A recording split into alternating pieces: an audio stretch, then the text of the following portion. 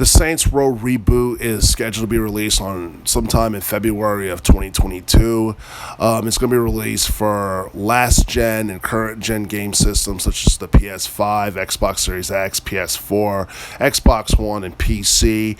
And the setting of the game is going to take place outside of Michigan, sometime in or someplace in I guess the Southwest. And I guess the open world map is supposed to have places that reflect areas such as New Mexico and Arizona and other places like that. And pretty much I think the game is supposed to be a reflection of what society is like in this day and age. Similar to the older installments, you have your gang and you build your own criminal empire, but this game looks more realistic in comparison to some of the other games that Deep Silver has put out since Saints Row. Since the first two Saints Row game, because I remember Saints Row the Third was more cartoonish. Saints Row the Fourth had, characters had superpowers, and like those things made the Saints Row series more interesting.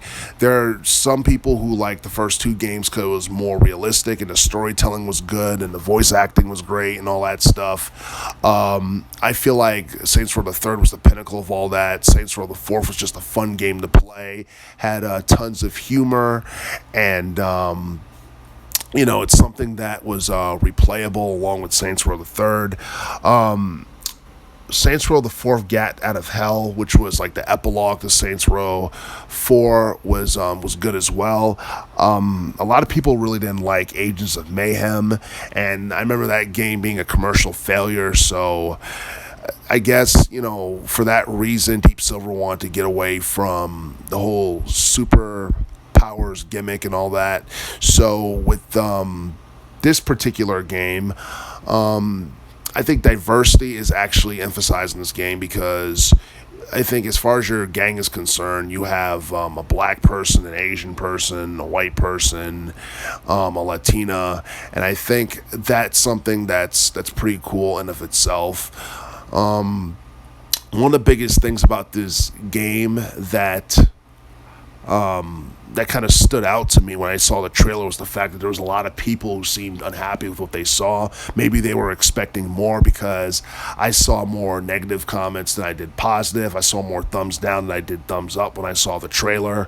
And, the series seemed like it's been dead for a long time now, for years, since 2013, 2015.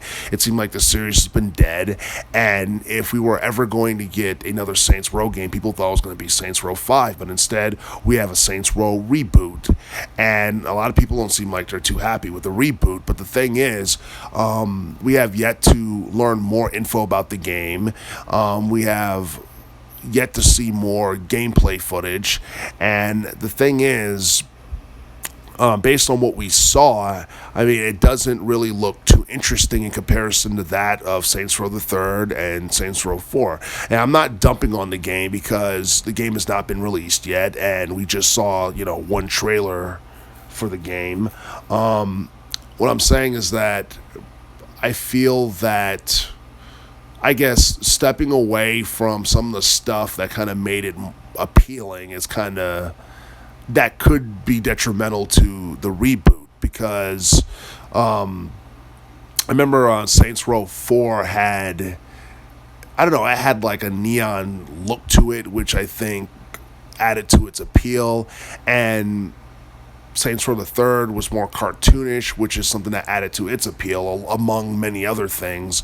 And I think focusing too much on realism and all that, it's good for a game within its genre, but at the same time, it moves too far away from what made Saints Row the Third popular and what made Saints Row 4 popular. But at the same time, I mean, what can you really do? You can't really, read the minds of people and what they want or what they expect or what have you. So I guess the creators are doing their best to try and deliver, a solid Saints Row game. And I guess we'll just have to wait and see how well the game does on a commercial level following its upcoming release early next year.